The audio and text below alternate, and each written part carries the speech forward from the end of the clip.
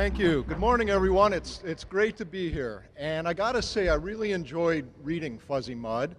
And one of the things I thought was really cool was one of the main characters is a microbe. So this book sheds light on a world in the book that is small and unseen. And just like in the book, our world is filled with microbes. It's a world that's invisible to most of us. You may not even be aware of how important it is and that it's there. As humans, our eyes are designed to see things on a scale similar to us. So we can see each other, we can see this room, we can see some small things, frog eggs, but we get to a point where things become so small we can't see them anymore. And if we can't see something, we tend to think it isn't there. And so in our world, we have this microbial world composed of very small living things, so small that we're not able to see them. So until very recently, people didn't know about this entire world that exists around us. Now again, to see things on a scale of people, like animals and your friends, we don't need any help. Our eyes are perfectly suited to see things on this size scale. But to see things really small, that required the development of something called a microscope. So way back in the 16th, 17th century, a guy named Anton Leeuwenhoek made a device, a very simple microscope, and with that, he discovered this whole world that is all around us that nobody knew was there. Now, this is a very crude, very primitive microscope, and as you can see here, not very easy to use. Most of you have used microscopes before, but nothing as crude as this early microscope. Even these early microscopes, though, were very good at opening a window into the world of the small. What you see up here is what human blood cells look like through Leeuwenhoek's simple microscope. Now today we have much better microscopes, like the ones you've used in lab at school, and they can give us an even better image of this small world, as you can see by this image of human blood cells. And as technology has advanced, we've developed better and better ways of looking at smaller and smaller things. So we can even use a type of microscope called an electron microscope. And that gets us down to very small sizes. Again, here are human blood cells seen under an electron microscope. Much better detail, viewing things at a much smaller scale. In fact, electron microscopes are now so good that we can use them to visualize atoms. So we can see all the way down to the scale of atoms, which is pretty amazing. So again, with microscopes, both light microscopes and electron microscopes, this whole world of the very small has been opened to us. So what's there? Well, there's a diverse range of microbes. You're probably familiar with most of them. Things like bacteria and viruses.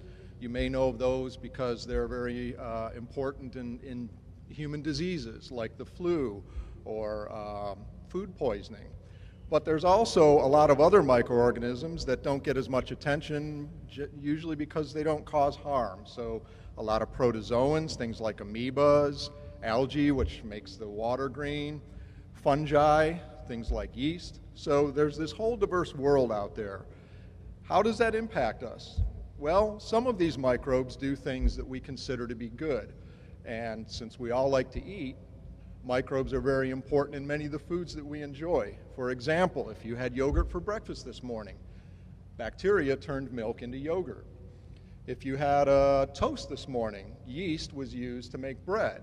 The same yeast can also be used to make wine or make beer, and to also make fuel. So if you stopped and got gas this morning in your car, it probably included some bioethanol. This was ethanol made by using yeast to turn corn, for example, into ethanol to fuel your car. Some microbes are also very useful in making medicine. Microbes wage war with each other. So the earliest antibiotic, called penicillin, was made from a fungus, and it was found that penicillin from a fungus was good at killing bacteria. So just like animals fight with each other, microbes have very complex interactions. Sometimes they wage war with each other, and we can take advantage of that.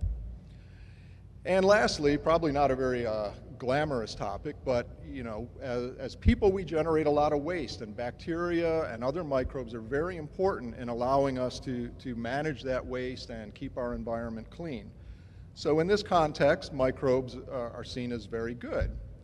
However, there are a lot of microbes that are also viewed by people as being bad. So many of the diseases that have plagued humanity are caused by microbes, including viruses, like if you catch the flu, that's from a virus. If you eat some spoiled food, you may get food poisoning from a bacterium.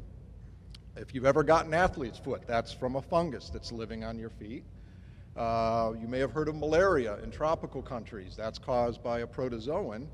And some algae can make neurotoxins, which if you inhale them can cause sickness. So we're well acquainted with the role of microbes in causing human disease. And again, our food spoils, that's due to bacteria. That's kind of the same bacteria that are good at dealing with waste for us, but they also do some things that we don't like, and that leads to food spoilage. Now, just as we all exist on the earth is our home, you may not know it, but you're home to about 10 trillion microbes. They're living inside your body. In fact, most of the cells in your body are not you, they're microbes. In fact, a big chunk of your weight, about 3 pounds, is the weight of your brain. On about that same order, that's about the weight of all the bacteria that are living inside of you. For an adult human, about 4 pounds of these 2 to 6 pounds are right in your gut. So most of these bacteria live in your digestive tract, and they help you metabolize your food and get energy and do great things for you. There's a lot of diversity in these bacteria. There are over 10,000 species that can be found in or on your body.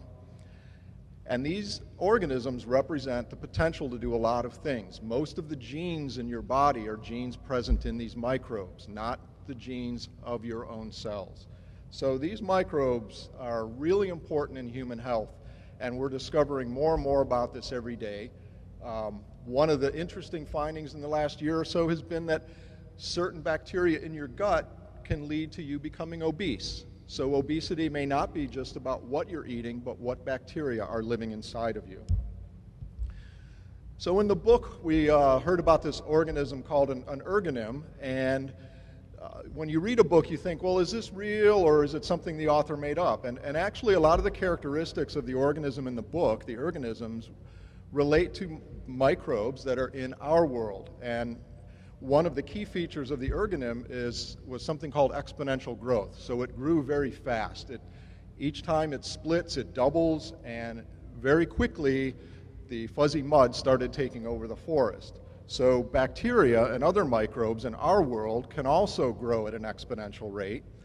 And if the cells were to split every 10 minutes, within 48 hours, one bacterium would produce enough bacteria to encompass the whole earth. Now we know that doesn't happen, and that's because microbes can't grow that quickly for very long. They run out of food, they run out of nutrients, and then they stop growing. Another aspect of the ergonyms was they were very similar to something in our world called slime molds. So slime molds are microbes, they're single cells, and they look a little like an amoeba. But under the right conditions, millions of these cells come together and they'll form a complex structure that you can see that looks very similar to the description of the fuzzy mud in the book. Again, this is a big thing that you can see with your eyes, but it's made up of millions of microscopic cells. Also in the book, these ergonyms were being used to make fuel. Well, we do that in our world too. One example would be using algae, which are microscopic plants. We can grow these up in the lab, or even grow them up over huge areas of land, and turn these algae into biofuel to run cars. So much of what was described as characteristics of ergonyms in the book are actually very similar to things that we have in our world. So, you know, when we work with microorganisms, people often call them bugs or other terms that don't sound very flattering, and often because we know them as things causing disease. So we have to be very careful in the lab when we work with microbes. But how we go about that depends on how dangerous they are. So if something is not going to cause illness, we can work without a lot of protection in the lab. just wearing gloves and safety glasses. So those would be biosafety level 1. If something's known to cause disease but not a very bad disease, we would wear additional protection, maybe a face mask or a bodysuit, and work in a special chamber. Diseases like HIV or AIDS, those are even more dangerous, so we would wear a full suit that has its own air supply. And then really bad things like Ebola, very few people work with those, but that happens under very secure conditions. So we scale how we work with microbes based on whether or not they can make us sick. And lastly, one of the things about Ergonyms that was interesting is it didn't live in the presence of oxygen. So the mutated form could live out in the forest, but the original form didn't like oxygen. And things that don't like the conditions that we're used to, we call extremophiles, things that like extreme conditions. And so microbes are really neat in that many of them can live under extreme conditions, like at the bottom of the ocean under tons of pressure, or in a thermal spring where the water's boiling, or out in the middle of the desert where you think nothing is alive, or even at the North and South Pole where everything's frozen. There are bacteria and other microbes living and prospering in those environments. And that leads us to a very interesting question that we're exploring as a society, and that is, are we unique? Is life unique on Earth? And since we can find microbes in a lot of strange places on Earth, that's suggested to a lot of scientists that maybe other planets in our solar system or other moons, planets like Mars or moons like Europa or Enceladus, there may be life there because we know life can exist on Earth under very extreme conditions. So I hope I was able to make a bridge to you from the world of microbes in the book to the world that we live in.